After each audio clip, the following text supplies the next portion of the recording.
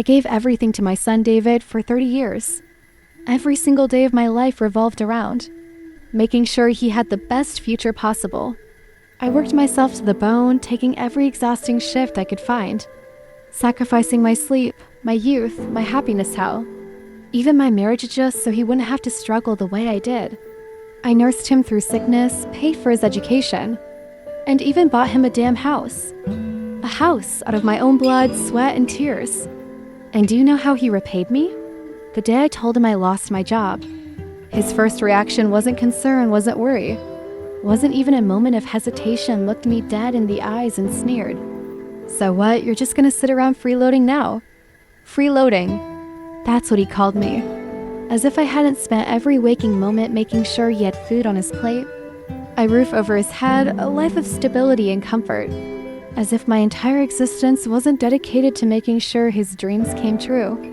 I stood there, stunned, expecting hopping was just a cruel joke. But then his wife, Emily, chimed in with that same disgust dripping from her voice. She used to be a housekeeper. What the hell does she know about taking care of a baby? Her mother, Susan, wasn't far behind. Taking care of a newborn isn't just diapers and bottles. It's a science. You need training. This isn't something amateurs can handle. Amateurs. As if I hadn't raised their precious David from the moment. He could barely breathe on his own. And yet I swallowed my pride. I smiled. I nodded. I told myself, fine, they don't want my help. I won't force it. But then Susano, that two-faced, smug bitch, had the audacity to look me dead in the eye and say, fine, then you'll cover the cost of a nanny and baby nurse. You'll handle the hiring and coordination. That was when the fog finally lifted from my eyes. They didn't want me there because they loved me. They didn't want me there because they valued me. They wanted my damn paycheck. I was nothing but a walking ATM to them. A never-ending supply of cash. Expected to pour money into their lives while being treated like a nuisance in my own home. In 58 years old, I said, my voice eerily calm, I think it's time I retire. Retire? Emily laughed, a sharp, cruel sound. With what pension? What retirement? You don't have a dime saved. And whose fault was that? I had wanted to set aside money for my future, but every time it was Mom. Help us pay off the mortgage early. Mom, we need extra for the wedding. Mom, can you cover this bill? It's just temporary. Now, when I finally had nothing left to give, they mocked me for it. David shook his head in exasperation, like I was the one being unreasonable. You're still in great shape, Mom.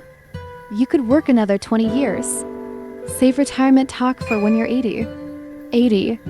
He expected me to keep breaking my back for them until I physically couldn't anymore. Until my body gave out completely.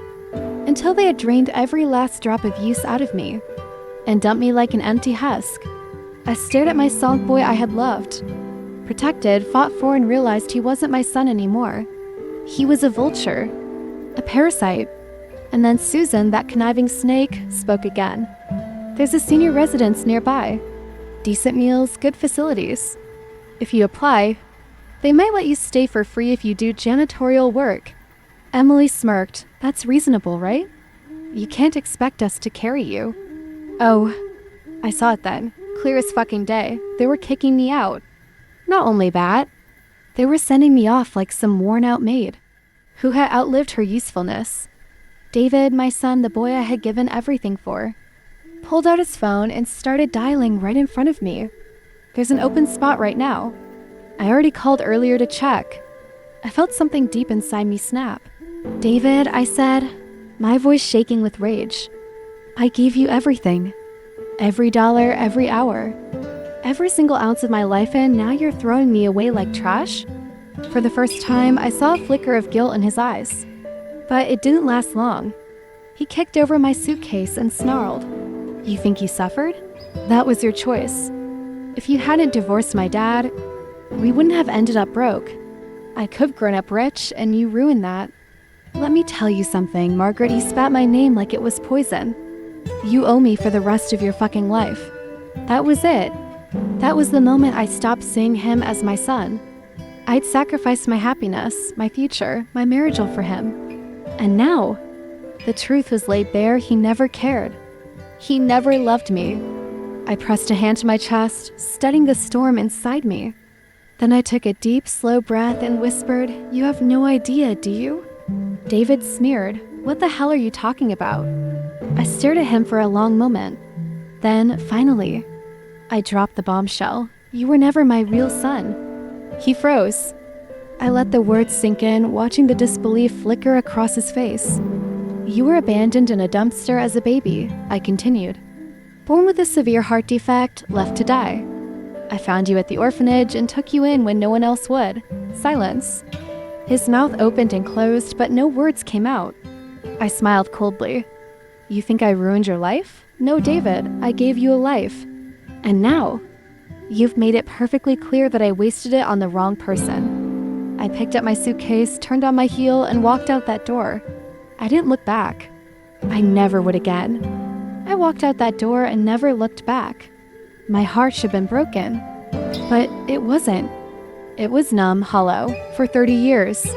I had fooled myself into thinking love was enough, that if I just gave, and gave some more, David would one day appreciate me. That he would wake up and see everything I sacrificed for him. That he would love me the way a son should love his mother. But love wasn't enough. I was nothing to him but a damn cash machine. And now that I wasn't spitting out dollar bills anymore, he was ready to throw me away like yesterday's garbage. Fine. Let's see how well he survived without his personal ATM. That night, I checked into the most luxurious 5-star hotel in town. It was ridiculous. Really, I had spent my entire life stretching every penny, making sacrifices for his future, eating cheap meals. Working late nights and for what? To be told I was a burden? To be laughed at and called useless? Fuck that.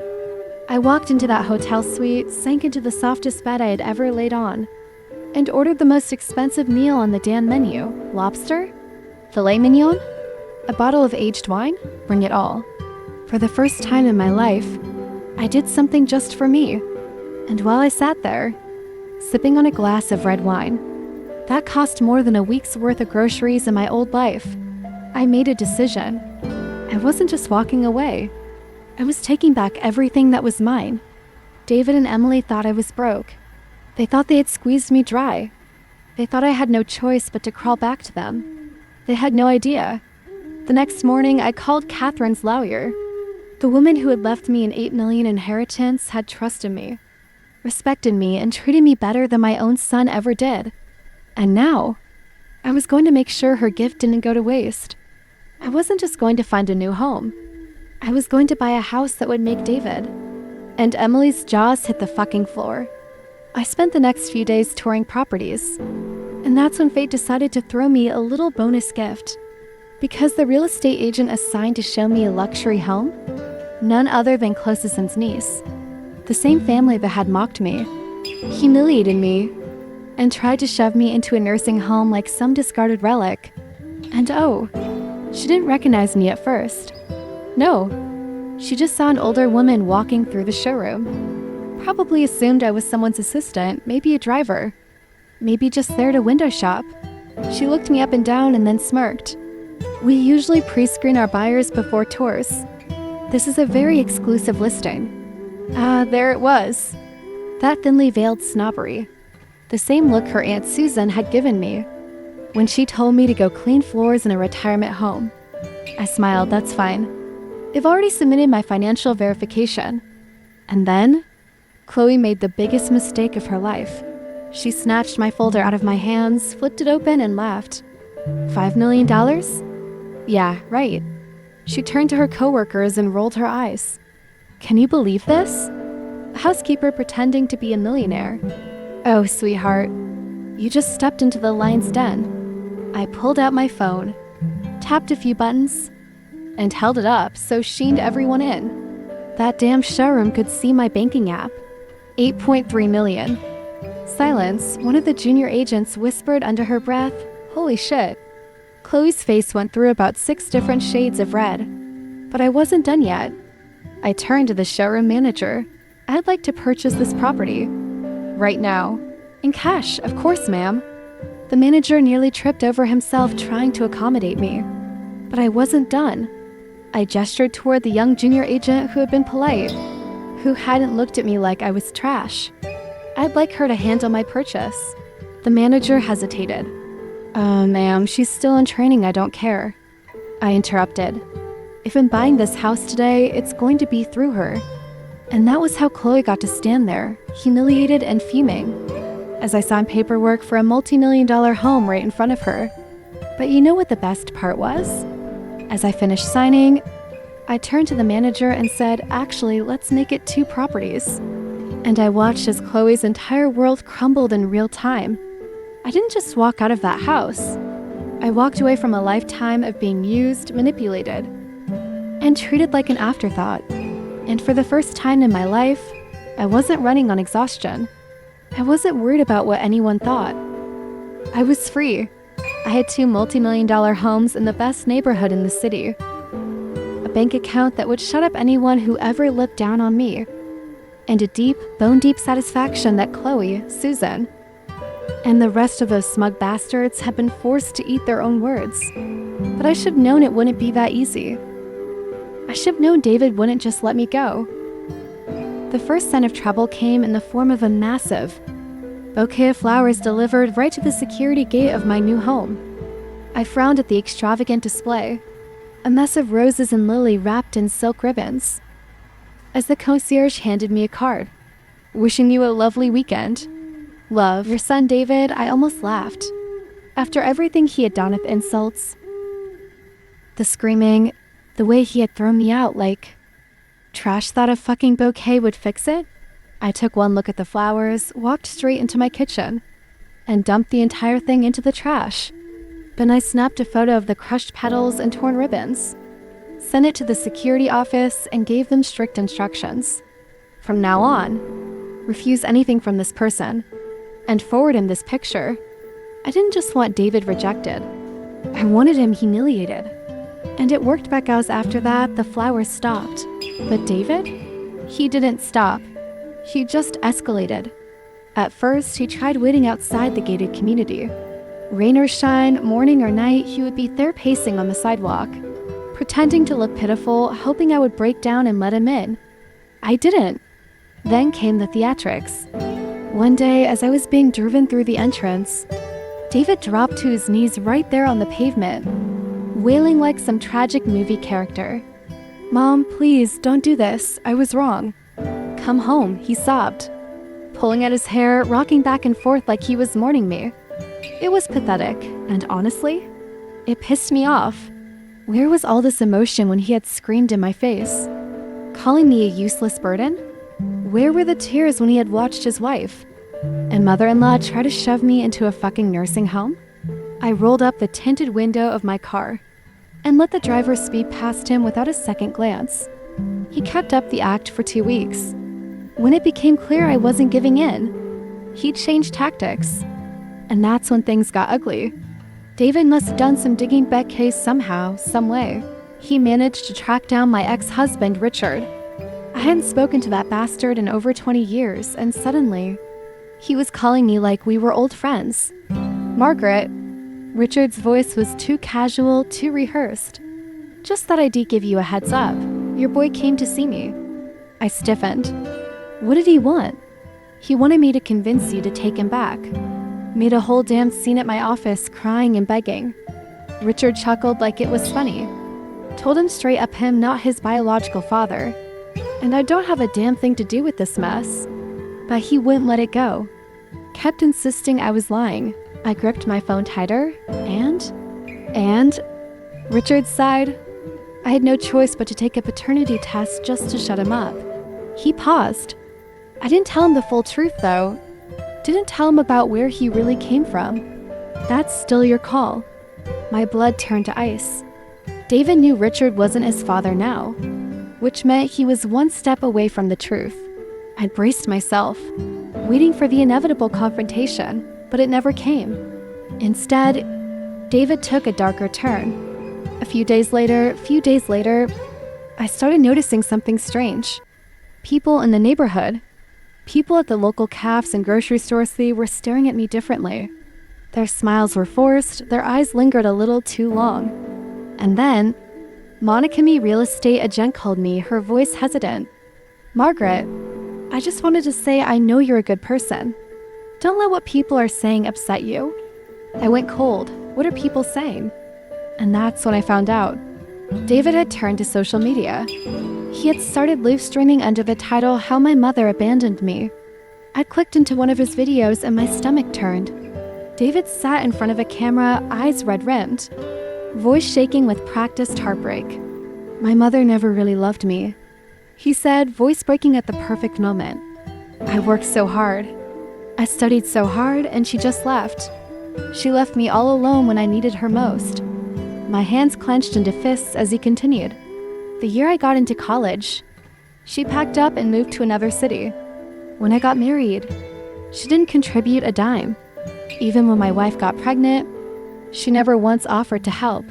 And now she's rich, living in a mansion, and she acts like I don't even exist. The comments exploded. How could a mother do this? You don't deserve this, man. She's heartless. Money changes people.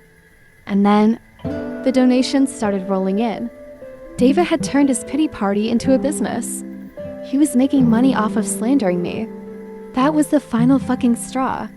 I wasn't just going to sit back and let him paint me as the villain. No. If he wanted to play this game, I was going to end it. That night, I created my own account. I titled it, So This Is the Mother Who Abandoned David, and then I went live.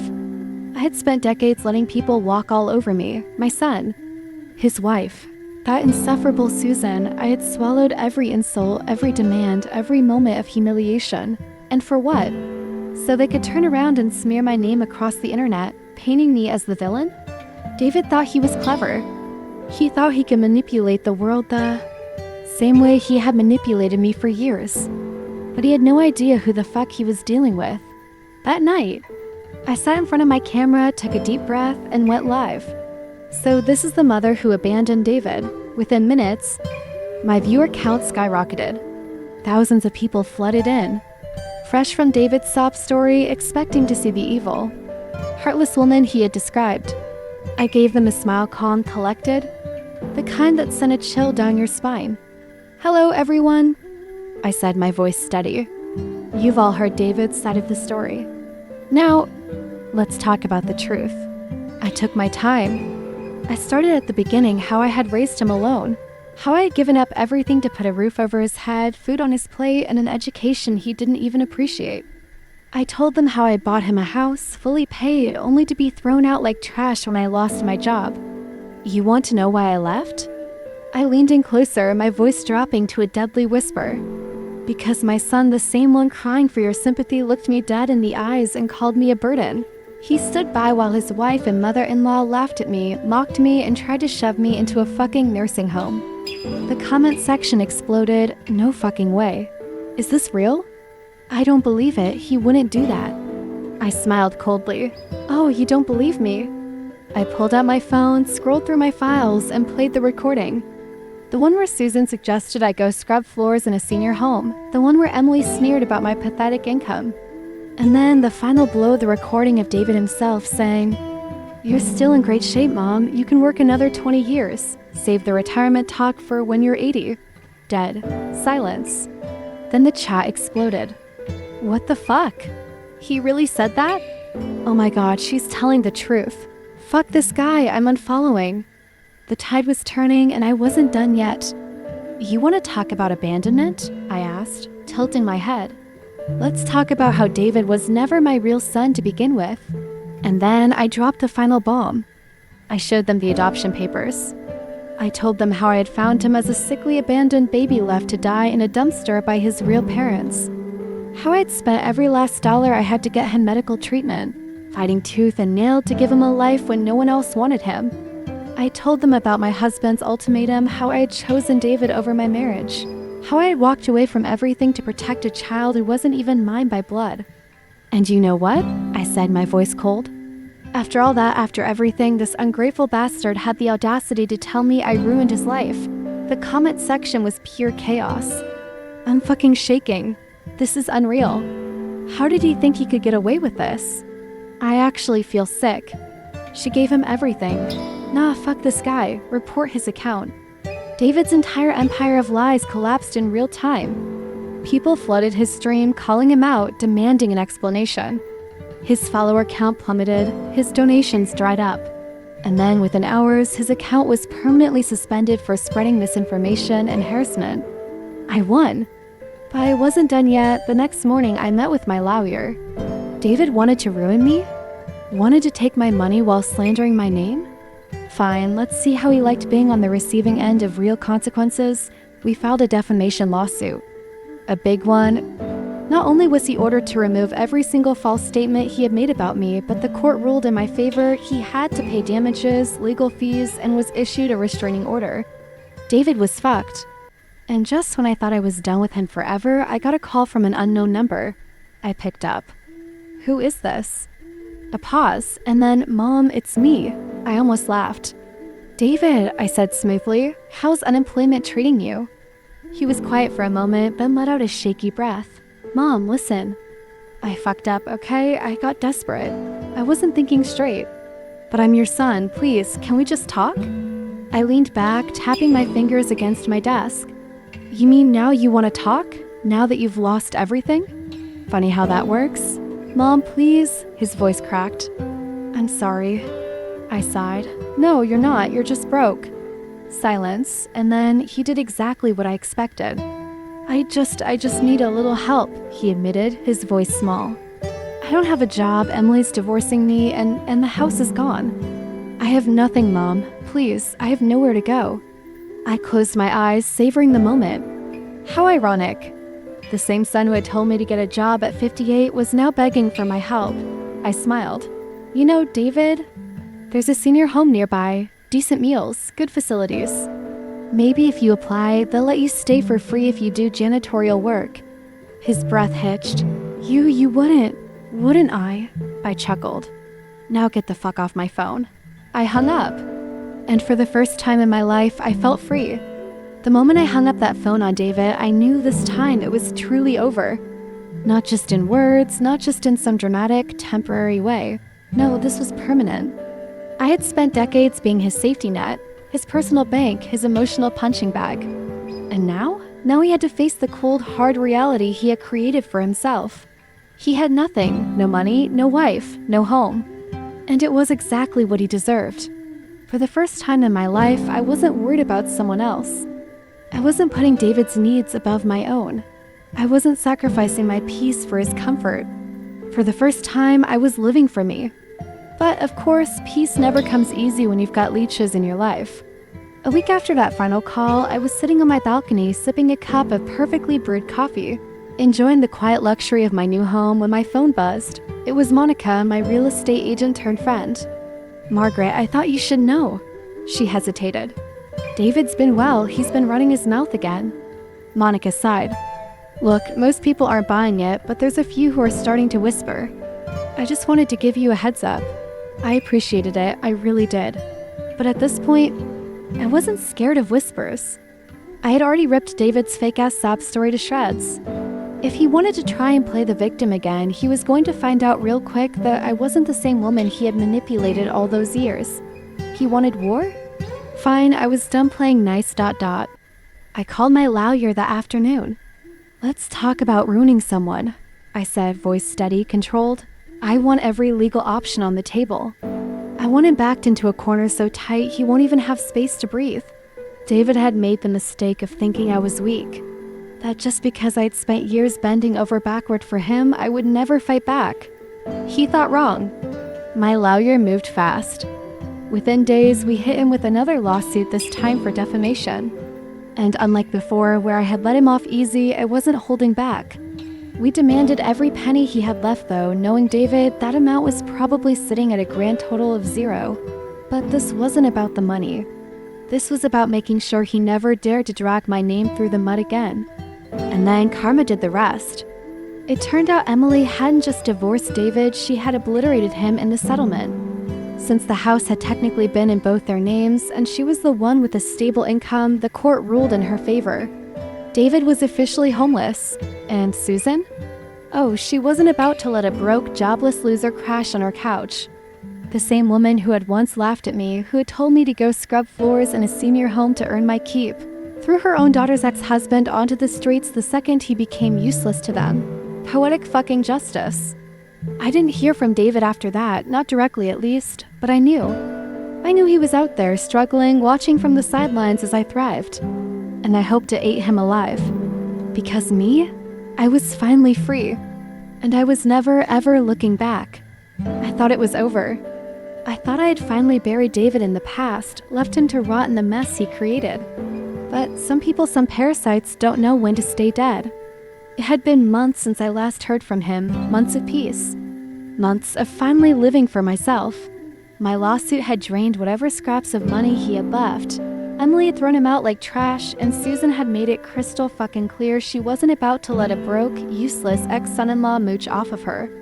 David had hit rock bottom, and yet somehow he still had one last pathetic trick up his sleeve. One evening, I was coming home from a gala at a charity event I had donated to, because now I could actually afford to give money to people who deserved it when my driver slowed down at the front gates. There, standing in the glow of the streetlights, was David. He looked bad, worse than I had ever seen him. His clothes were wrinkled and stained, his hair unkempt, his eyes sunken in. He looked like he hadn't had a good meal in weeks. Good. I rolled down the window just enough to make eye contact. You have exactly 5 seconds to get the fuck off my property. He held up his hands in surrender. Mom, please. Just hear me out. I almost laughed. Oh, now I'm mom again? That's rich. Last I checked, you called me a burden, a parasite. Someone who owed you for the rest of my life. His jaw tightened, but he forced a pitiful expression onto his face. I was wrong, okay? I was angry. I was stupid. But I need your help, Mom. I have nothing. No home, no job.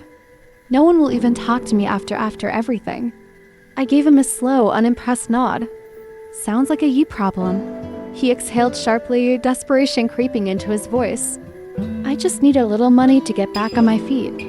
A couple thousand, that's nothing to you now, right? I tilted my head. Let me get this straight. You spend years leeching off of me, throw me out like garbage, try to destroy my reputation, and then when karma finally fucks you over, you think I'm just going to throw you a life raft? His face twisted with frustration. I said I was sorry. I barked at a laugh. No, you're broke. There's a difference. His hands clenched into fists. The mask of fake remorse was slipping. You wouldn't even have all this money if it weren't for me. You only got that inheritance because you spent decades working as a maid for that rich bitch. I felt something snap. I stepped out of the car, heels clicking against the pavement, and closed the distance between us. David flinched, but I didn't raise my hand. I didn't need to. My words would cut deeper than any slap ever could. You listen to me, boy, I said, voice low and dangerous. That rich bitch treated me with more kindness in a single year than you did in your entire fucking life. David swallowed hard, but I wasn't done.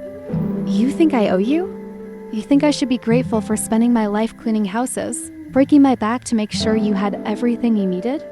Newsflash, David, you were never supposed to be mine. I chose you. I saved you. And I regret every single second of it. His face crumbled. You don't mean that. I leaned in, staring him dead in the eyes. I do. He sucked in a sharp breath like I had physically hit him. And for a moment, just a moment, I saw the realization. The understanding that he had finally burned every last bridge. That he had nothing left. But then, like the coward he was, he turned to anger instead. His lip curled. Fine, go ahead. Act all high and mighty. But when you're old and alone, don't come crying to me. I smirked. That's the difference between you and me, David. I don't need anyone to survive. I turned my back on him, walked straight through my gates, and never looked back. He didn't try again after that. And for the first time in my life, I finally felt free. For years, I lived my life for others. I gave every ounce of myself to a son who never deserved it. I worked myself to the bone, sacrificing my happiness, my dreams, my future, believing, foolishly, that love and devotion would be enough to make someone love me back. But life isn't a fairy tale. Some people are just rotten to the core. David was one of them. That final encounter at my gate? That was the last time I ever saw him. He disappeared after that, swallowed up by his own failures, his own mistakes. Maybe he found another fool to leech off. Maybe he hit rock bottom and stayed there. Maybe, just maybe, he finally realized what he had lost. Not that it mattered. By then, I had finally let go. It took me far too long to understand that I never needed David, that I never should have let him dream me for as long as he did. And now? Now I was free. And God, what a life it had become. With David gone, I spent my days however the fuck I wanted. I traveled the world, dined in the finest restaurants, and surrounded myself with people who actually valued me. I gave back to donating to causes that actually deserved it, helping women who had gone through struggles like mine. And for the first time in decades, I woke up every morning excited to live my life. No guilt, no regret. No parasites sucking the joy out of me, just peace. If there's one thing I've learned from all of this, it's this. You don't owe anyone your suffering. Not your children, not your family. Not the people who expect you to set yourself on fire just to keep them warm. Love is a gift, not a contract. And when someone shows you they don't value you, you walk away. No, you run. Because in the end, the only person who will truly have your back is you. And you are worth saving. Thank you all for listening to my story.